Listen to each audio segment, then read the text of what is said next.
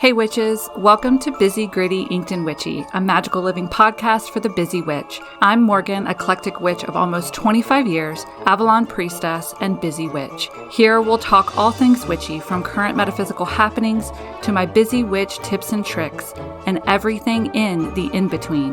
This podcast is my personal journey, filled with my knowledge, opinions, and unique way of looking at the world. Join me as I weave the magical and the mundane in every episode. Hey witches, welcome back to Busy, Gritty, Inked and Witchy. I'm Morgan, and today we are having some pure good old-fashioned fun. So I paid recently for a huge astrological and human design report about myself. It intrigued me. Yes, it was one of those ads that popped up on social media, and I said, you know what? I want to see it.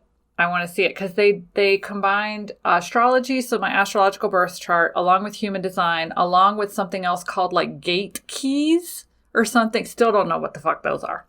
But anyway, a word that kept coming up over and over again through this 22-page report that was sent to me was the word storyteller. And I love that. Apparently, there's a lot of stuff, not only in my astrological chart, but my human design chart, and then whatever these gate keys are. I had some gate keys of storytelling. I don't know. I still need to research that. But a lot of the different aspects of me say that I'm an amazing storyteller. And here we are on episode 180 of my podcast. Y'all, I love talking. I love telling stories. I have a knack for teaching and connecting with people through stories and through personal experiences of mine, okay? But look, the idea of this series was born because I love telling stories. And a lot of the stories that I have from my past, my personal stories, they don't really teach. Some of them do, you know? Some of them, there are ways I can throw in like a, hey, don't do this, or hey, be cautious when you go to do this. But a lot of the stories I have, which have happened to me, these are stories from my real life. They're just fun. And I do love telling them because some of them are witchy, some of them are spooky, some of them are weird. The second one today, I might lose some of y'all on it, but if I don't lose you, welcome, because we've definitely connected on a level. Because I don't tell this story a lot to people. So at least if nothing else, maybe my stories can help people realize that they're not alone in the weirdness, you know? Okay, so some of the stories will teach, most will not. But I'm going to start a series of it because I do love telling. I have so many stories to tell you guys. And I don't want to sit here, you know, we would be here all day. For days upon days if I just sat here and told stories. So this is Witchy Storytelling Volume 1. And there will be future volumes because I already have a list going. So there will be future volumes. These will just be fun breaks in reality for you all. Yeah. So this first episode, I will be sharing 2 stories with you from my real life. Okay. They are spooky in nature. I was like, oh, maybe I should save these, but one of them is inspired from some Patreon stuff. So let me get to it. Number 1, the first story, I will let you all know there is a trigger warning and involves a violent death, which I'm not going to go into like super details about because of course I don't have super details. But when I get to the part of the story that involves the death, I will let you all know in case that kind of stuff, you know, freaks you out. Or it's something that you don't want to listen to. I do know a lot of our listeners love a good murder podcast as well, true crime podcast, so you'll probably be good. Number 2, the second story is inspired by my paid Patreon. I mentioned in, I believe it was last week's bonus content about a story, and I was like, oh, I don't even know if I've told that because it's weird. And let me tell you, I don't tell a lot of people this story because I get looks. And the comments rolled in. They were like, you definitely have not told this story before. And I'm like, oh shit. Well, I mean, it makes sense. I do keep this one private, but you know what? Fuck it. We're doing it. We're going all in on this with the first episode. And yes, so my paid Patreon members will be very happy because I am telling the possession story. Okay. Y'all are like, what the fuck? Yes. This is going to be a fun ride, so buckle in. Please note first, before I get started, these are from my real life. I could not make this shit up if I tried, because my real life, there's been crazy shit that I'm open to just about anything. So being this open, weird shit happens to you. Okay, so I don't need to make shit up because this is just shit that happened. All right. So the first one, and I'll try to tell them fast, but I do love storytelling. Okay. So the first one, a lot of you know that I didn't take a break. I took a break from reality for quite a few years. I screwed my life up pretty royally. But I used to be a tattoo artist. Okay.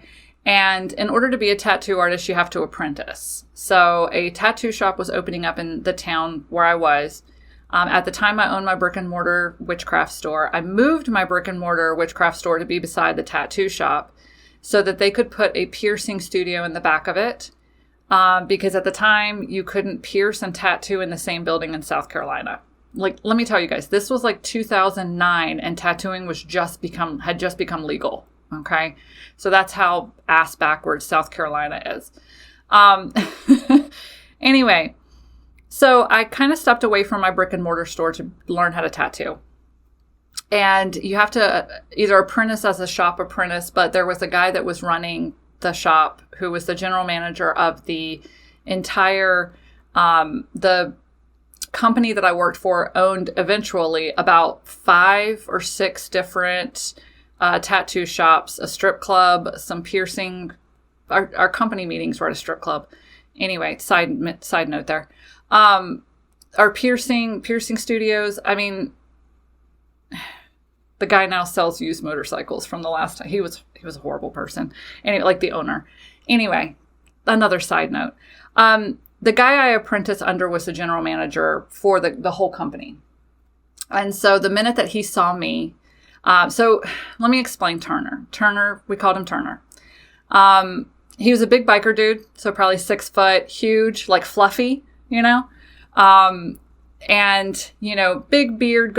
He had like a goatee with a big mustache, always wore a bandana, always wore leather, rode his Harley to work, just this big, huge guy, very intimidating, So when I first walked into the shop and I told him I wanted to apprentice, of course he tried to sleep with me because Turner was a womanizer. Okay. Once it became very well known that I was not going to sleep with him, we became like brother and sister. He was like my big brother. And we had this relationship that was unlike anybody else because, like I said, Turner was a womanizer, didn't treat women the best. And so when he would try to treat me the way that he treated other women, I would just snap at him and yell at him. And here I am, little 5'5", and I was very tiny at the time. 5'5", in his face, yelling and screaming at him. And he would just immediately back up and be like, "I'm sorry, Morgan, I did not mean to say that to you." And I'd be like, "There you go. Don't talk to me like that." So that was our relationship. Okay. Now, when I left tattooing, tattooing for me does not bring up great things. Okay. It was a point in my life where I walked away from my marriage. I walked away from my family. I hit rock bottom. And so for me, I don't tattoo anymore. But I don't have amazingly fond memories. Okay. So when I chose to walk away from tattooing and I moved states away, I chose to also cut ties with people I knew through the tattooing world. Okay. And Turner was one of them. Okay. So I had not talked to Turner in years. Okay.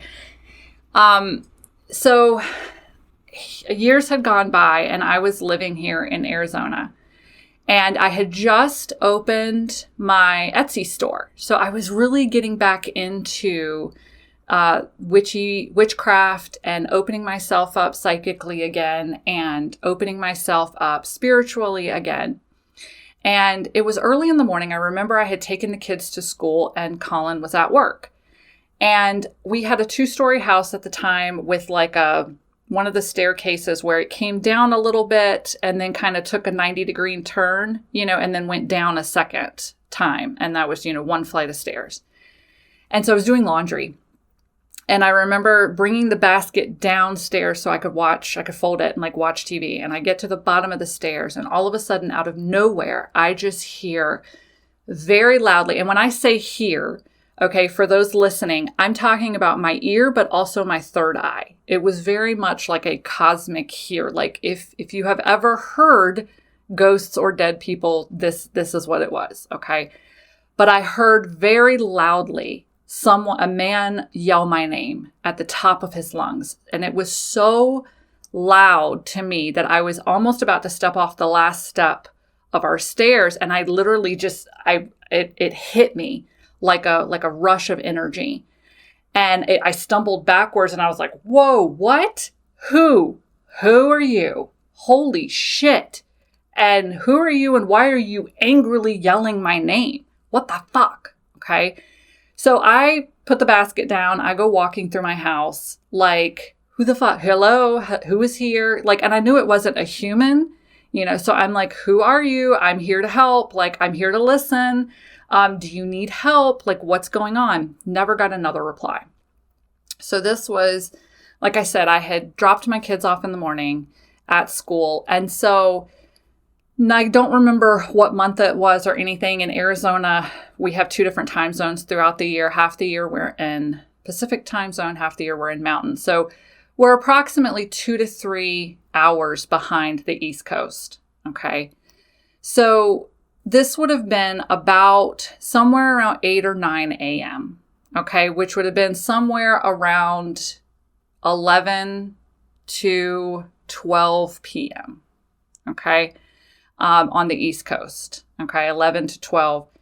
So that afternoon, my phone rings and I look at it because it is a guy that I worked with at the tattoo shop who I did not talk to anymore because we had a history. And when I cut ties with that part of who I was and that part of my life, I had to cut ties with him too. And I was very happy to do so. So I'm staring at my phone like, what the fuck is he doing calling me? And then I'm like, wait a minute. What the fuck is he doing calling me? That's very weird.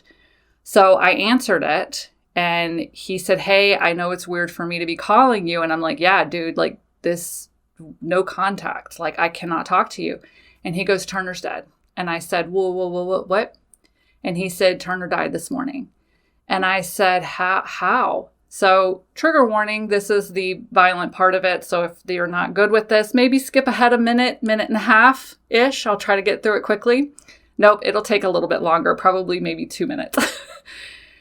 So Turner had a gun. Turner loved his gun. I hated Turner's gun. Always did from the moment but he always had it on him.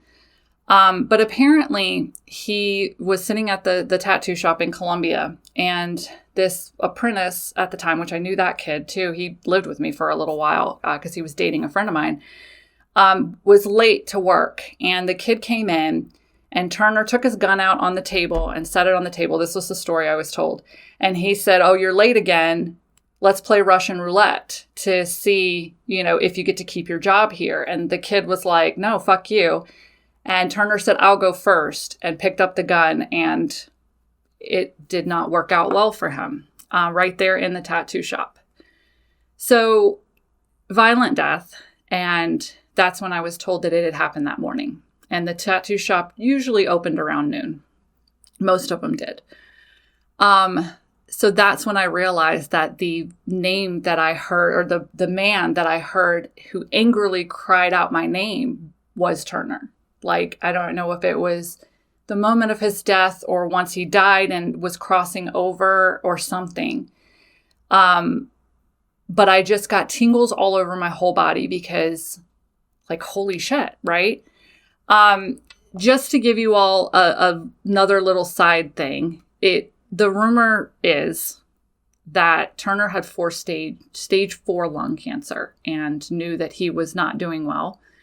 And he had daughters, and he knew that if he took his own life, that his life insurance payment would not, or his life insurance policy would not pay out to his daughters. So it is now, or it was told to me that the death in this fashion, even though it was a self-inflicted gunshot wound, was ruled an accident because he was, quote unquote, playing Russian roulette in a public building. And that his daughters were able to get the insurance money. And if you knew Turner, that's a very fucking Turner thing to do. Okay. So fast forward, because this story is not done. A couple of years later, I'm at a psychic fair, and there was a woman there who was a psychic medium who said that she specializes in talking to spirit guides. So if you sat down with her, she would tap into who your spirit guides are and let you know who they are. And I was like, oh, I'm intrigued. Let's do this. So I sit down in front of her and I said, she's like, oh, okay. She goes, well, immediately, she said, sitting next to you, she said, your father died. And I said, nope, my dad's still alive. And she goes, okay, brother? And I'm like, nope, I don't have any brothers. And she goes, well, father-like figure? Like, do you have I don't really see grandfather. He doesn't look that old. But she's like, and I'm like, no. And she's like, what about like an uncle? And I'm like, no, I don't have any male figures that I was close to, And she goes, well, he's sitting very close to you. He has his arm around you. And I'm like, okay. And, and I'm sitting there thinking, oh, she's a little crazy, like she's off. And then all of a sudden, God, I will never forget. She goes, oh, and she clasps her necklace and she starts giggling. She goes, he just hit on me. And that's it. That's when I knew. So I looked, I said, what side is he sitting on? And she said, he's sitting on your right. And I just looked to my right and I said, what the fuck are you doing here? Do not hit on people that are still living, asshole. Because this was the relationship Turner and I had. She goes, oh, so you know who it is. And I was like, yeah, I apprenticed under him to be a tattoo artist. He was like my brother. Yes, big brother. And she goes, well, he's sitting very close to you. He has his arm around you. I'm like, yes, no, we used to sit on the sofa together and watch TV when the shop was slow. I used to he was, like I said, big, fluffy dude. So he would put his arm around me. I would fall asleep because I was little. I was tiny at the time. And that's just the relationship we had. And she's like, well, he's here. And I was like, yeah, okay. And she's like, and he is your protector, like energetic protector. She said, so when shit happens in your life energetically, he's there to help put up a wall of defense around you psychically. And I'm like, all right, that makes sense. So she's like, you can talk to him anytime you want to.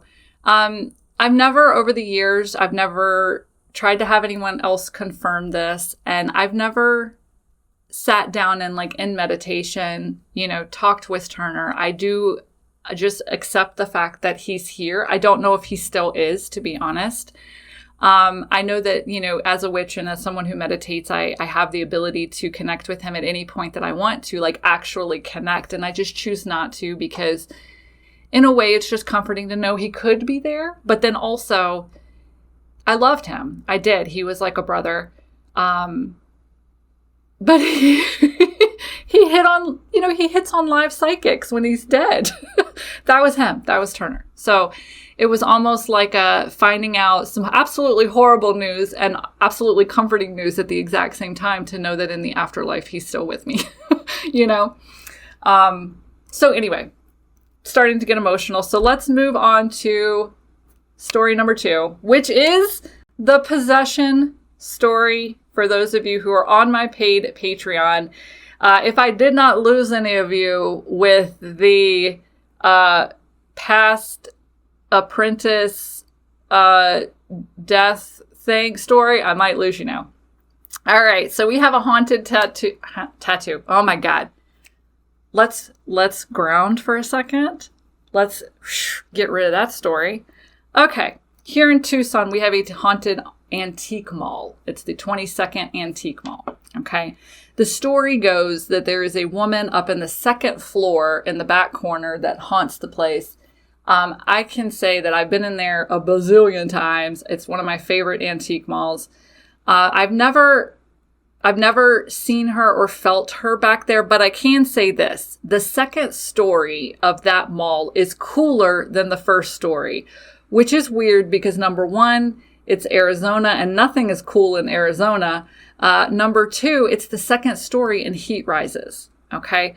So the fact that the second story and in that back corner where this woman supposedly is this ghost, it is a couple of degrees cooler than the rest of, the entire upstairs. So, which is cooler than the downstairs. It's super weird. I will give it that. Okay. So a couple of years ago, my husband and I were shopping there. And, just to give you all a visual, if you're looking, like if you're standing inside the antique mall and you're looking straight ahead, there's booths. So everybody rents out a different booth, and everyone has their stuff set up. So like every booth is different stuff. All the way along the back wall, there is a little hallway that runs the length of the back wall. Okay. So you go in on the left and there's like just an archway and you walk in and you just go to a bunch of booths and you come out of an archway on the right side. Okay. And it's just so they can put up more booths in front of that wall, So, but we call that like an alleyway back there. Or I call it the back alley, but it's still part of the building. It's still inside the building. Okay. So my husband and I are shopping one day. We go into the left-hand side and into the left archway. We walk along the back alleyway and we're coming out of the right-hand side, the right-hand archway. And my husband stops because he sees something he wants to look at. And all of a sudden, like I'm standing there waiting for him. And I feel like someone comes up from behind me and pushes me. But when they push me, and it's like a shove, like a two-handed shove, okay? When they push me in the back, I all of a sudden feel like I'm about to fall off of a cliff. So I go up on my tiptoes, and I lean forward and I go up on my tiptoes to try and like rebalance myself and regain my center of gravity. Because I feel like this person has double hand shoved me from the back and I'm about to go off a cliff. So up on my tiptoes, I step forward a little bit, regain my composure, and I put my heels down, and that's it. The nausea hits me. I feel like I'm about to throw up, okay? And my husband looks at me and he's like, "Are you okay?" And I was like, "I'm about to throw up." So at this point in my life, if we were at an antique store, I was no longer agoraphobic. So there was a time for about a year or two, I barely left my house. My anxiety was so bad that I was borderline agoraphobic. Okay. And I say borderline, I never got the official diagnosis because my therapist moved offices and I could not go to a new office. So I'm going to go ahead and say I was agoraphobic. Okay. Anyway, so if we were at an antique store, I was no longer agoraphobic. So I was coming out of this extreme anxiety era of my life. So the minute I look at my husband and say, I'm about to throw up, he's like, "Oh shit, her anxiety's back, her panic attacks." So the bathrooms are directly across the building from me. It's all the way over to the left. So I take off in a sprint to the bathroom because I am about to vomit. Okay. And my stomach is in knots and I'm like, I don't know what the hell is going on. So I get to the bathroom door, put my hand on the bathroom door to push it open, and that's it. The nausea just goes away. And I'm like, what the hell? So I decide to go in the bathroom anyway, because here's a woman who just made a mad dash across an antique store to go to the bathroom. I go in the bathroom and it's just like a single bathroom, lock the door behind me. And whenever I had panic attacks in public places, one of the things that helps is wet paper towel on the back of my neck. So I wet a paper towel, I put it on the back of my neck. It immediately brings down core temperature because generally when you have a panic attack, your core temperature will spike just a little. And that's why you kind of get those cold sweats during a panic attack because your body's trying to re-regulate itself very quickly. So look at there, I am teaching today. Anyway, so I put I just go through my panic attack checklist, but I feel fine. And so I come out of the bathroom and my husband's standing there. He's like, are you okay? Was it a panic attack? I'm like, I'm good. And he's like, you're good? And I was like, yeah, I'm good. So we leave the antique store. Now, the next part of this is not, I didn't make note of it until we get to the end. And then I was on a phone conversation with my mom and she was like, hey, didn't this happen to you? And I was like, yeah. And we put the puzzle pieces together. Okay. But basically what happened after that was for the next 2 weeks, I had the worst depression of my life. Okay. And let me tell you, I have been diagnosed with major depressive disorder in the past. Not been able to function, not been able to get out of bed. So for me to say that this was the worst, it was the worst. And I do remember that. Okay. And I remember crying every single day. And I remember being so frustrated because I knew myself and I knew my body so well that this didn't feel like my depression. So I remember telling my husband, I don't know what it is, but I feel like I'm being forced into depression. And he was just like, well, depression comes in waves and it's cyclical. And like, you don't know, this could just be your depression now, like after your anxiety, like we don't know. I'm like, I know, but it just feels different. Okay. So 2 weeks of this. And then finally one morning, the kids go off to school. Colin goes off to work. And I said, you know what? I'm a fucking witch. This is ridiculous. So I'm going to do something about it. I'm going to do something witchy about it. So I go to my stash of stuff at my house and my stash is so eclectic, you guys. I love, like when I'm gifted things, it goes into my stash and, for a time when I'll need it. So in the stash, I had a sweetgrass braid that I was gifted from a Native American. I had holy water from the Catholic mission here in Tucson. I had, at the time, there was a person that I was working with, like we were collaborating on different things for the shop. She had made some Egyptian kaifi. I pulled that out. You guys, I sat in my sacred space and I cried. I remember crying. I remember smoke cleansing the shit out of myself using everything I had. I remember splashing holy water on me. I remember lighting candles, and there was sage involved at some point. There was everything I could think of to throw at this and just do this massive cleansing ritual. I did it. Okay. And I remember sitting in the floor just crying. And I do remember at one point saying, whatever this is, I want you gone. Leave me alone. Let me go. Get off of me. Get away from me. And I don't know why I said, I just got goosebumps. Okay. I don't know why I said it, because up until that moment, I just had depression, like really bad, dark depression. Okay. So I get done being a puddle of mushy goo in the floor, crying my eyes out and cleansing from holy water from the Catholic mission, you guys. Yeah. Just every aspect I could throw at it. And I said, you know what? Let's seal this with a shower, like a physical shower. So I go take a shower and I feel lighter. I feel amazing when I get out of the shower, and I'm drying myself off. And I'm drying myself off. I have my left arm. Nope. I have my right arm out. You have to excuse me. I have to think about it for a second. So for those just listening, I'm like motioning, for those watching on YouTube, you get to see me walk through this. So I'm drying myself off, and as I'm taking the towel to my right arm, my right arm is out, I see distinctly 3 scratch marks on my right arm that are so far apart from like a human and they're at almost like 3 different angles, but it's to something with a little wider finger span could have been made. And it's 3 claw marks down my arm, and I'm looking at it like, well, we have dogs, and I'm like, those are way too spaced out to be dogs. We have cats, but 3 scratches in similar but slightly different, angles, like as if something with just 3 claws, widely spaced out, had scratched me. And of course, the first thing that comes to mind is Zach Bagans, because he's the guy on Ghost Adventures. I love Ghost Adventures. You still watch episodes to this day. But anytime anybody ever got quote unquote attacked by a demon in Ghost Adventures, there's always 3 scratches on someone's back, on their arm, on their whatever. So I'm looking at my arm and I'm like, what the fuck is that?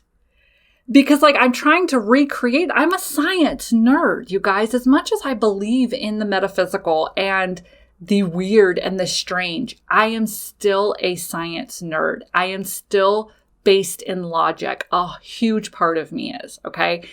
So I'm trying to like figure out how these 3 scratch, and they're already healed.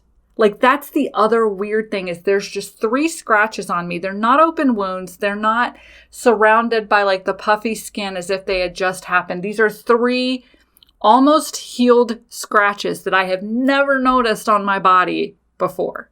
Okay. So I took a picture. I still have the picture to this day. That is what the bonus content is over on Patreon. I know. That's cruel of me, but I'm saving it for the Patreon bonus content because I want to start. I want people to know. I want to know what people think of this picture. If I'm crazy, if those aren't 3 scratches, like I've shown it to other people and they've been like, "That's fucking creepy, Morgan," and I'm like, "Yeah, I know." But this is one of the perks of being a paid Patreon person is, you know, I love hearing y'all's comments, your feedback, all of that. And just because you are supporting me as a witchy content creator, you know, I want to give you all something special. So the picture is going to be the bonus content for this episode. But this 3 things left me, it was weird. And I remember calling my mom after that and telling her, "Mom, the weirdest shit just happened." And I did this big cleansing ritual and I had these 3 scratches. And that's when my mom goes, "How long have you been depressed?" And I said, "About 2 weeks now, like just really badly depressed." She goes, "When did you go to that antique store?" And I said, "About 2 weeks ago on a Saturday." And she's like, "And didn't you say something weird happened there?" And I'm like, "Yeah, I got pushed from behind and then thought I was going to throw up. And then by the time I got to the bathroom, like I didn't have to throw up anymore." And she goes, "Morgan, you took home an attachment." And I was like, "Oh, I've been possessed for the last 2 weeks." And she's like, "Not possessed, but you know, took on an attachment." And I'm like, oh my God. Because it all made sense. And I know that if you're listening right now, you're like, she's lost it. It's one of those things because I experienced it. I'm like, well, shit, I got an attachment at the 22nd Street Antique Mall because I experienced it. This was my life. The depression was the weirdest depression ever. The 3 fucking scratches. What? Fucking crazy. And the timeline of us having gone and then all of a sudden, you know, like a day or 2 later, this severe depression. If you watch shows or read accounts of people who have dark attachments, things attached to them, you know, it's the same. They talk about extreme depression, anger, violence, which I just had the depression, but I mean, it was dark depression, you guys.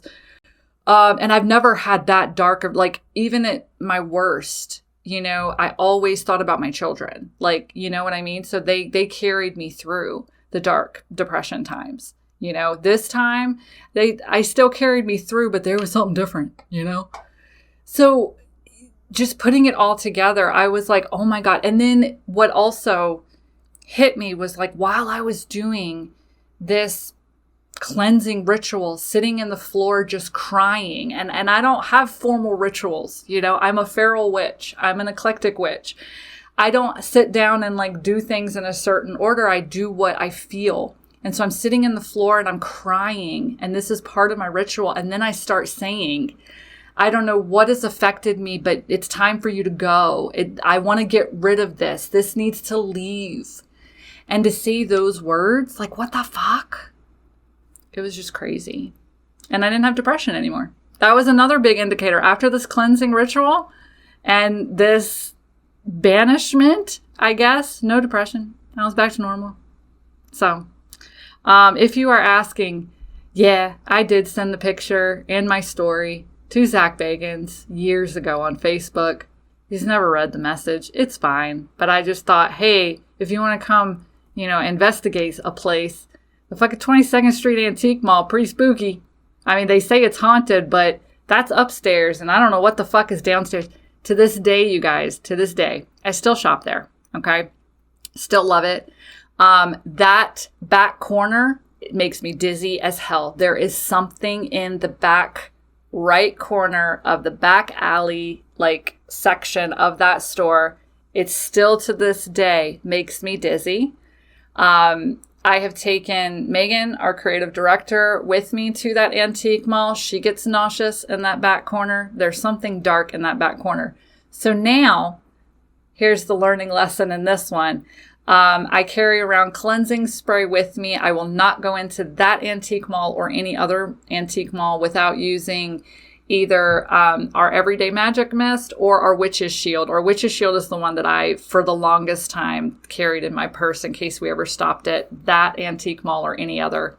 I ground and protect myself before going in there. I do not buy anything from that back alleyway, just in case.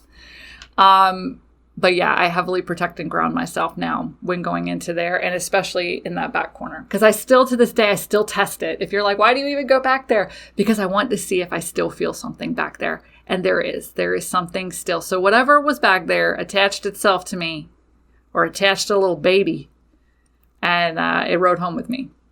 And there's my possession story. So that's what I have for you all today. Like I said, Patreon bonus content is going to be a picture of the 3 scratches on my arm. And then I want to discuss it. I'm serious. In the comments, I want to discuss it. Is it weird? Is it not weird? Is it not enough evidence? Is it enough evidence? What the hell? So that's what the Patreon bonus content is. You get the Patreon bonus content by being a paid Patreon subscriber to me. The bottom tier is just $5 a month. It gets you the bonus content. And then there's a middle tier, $9 a month, which gets you weekly energetic readings, tarot readings. And then the top tier is $13 a month. And the top tier, the middle tier gets you the bottom tier. So it's it stacks. The top tier is $13. It's magical manuscripts. I also give you Book of Shadow pages randomly to put into your Book of Shadows. So, or PDFs. But you can head to patreon.com/inkedgoddesscreations for that. And you also get a shout out on my podcast. So I want to thank Christina for being a new paid Patreon member.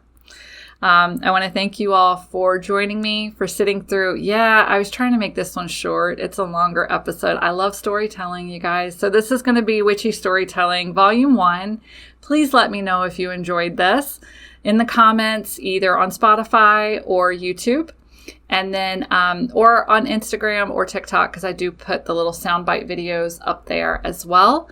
Let me know if you enjoyed this, if you enjoy just sitting back and hearing me tell weird ass fucking stories from my life. Yeah. And they're going to be all witchy, spooky themed, which is why it's going to be called Witchy Storytelling. Okay. So thank you all for being here, for being listeners. Please like, share, subscribe so that other magically curious people can find the podcast as well. And I will see you all next week. Bye. If you're looking for a magical community where you can just be yourself, check out my Ink Spirit Coven. The Coven is an online learning circle for eclectic witches who want to learn new witchcraft practices and how to easily incorporate magic into their daily lives, all while being supported on their personal spiritual journey. And you'll have me as your magical mentor, sharing my knowledge, answering questions, and facilitating the online community. Head to inkspirit.com to learn more and join. And if unique witchcraft supplies made by witches for witches is just what you need, head to my store, inkgoddesscreations.com, to see what we have to enhance your magical practice. We also have the Ink Goddess Creations box, a monthly subscription of magic mail filled with exclusive items that fit a magical theme. Head to the site to see this month's theme and sneak peeks.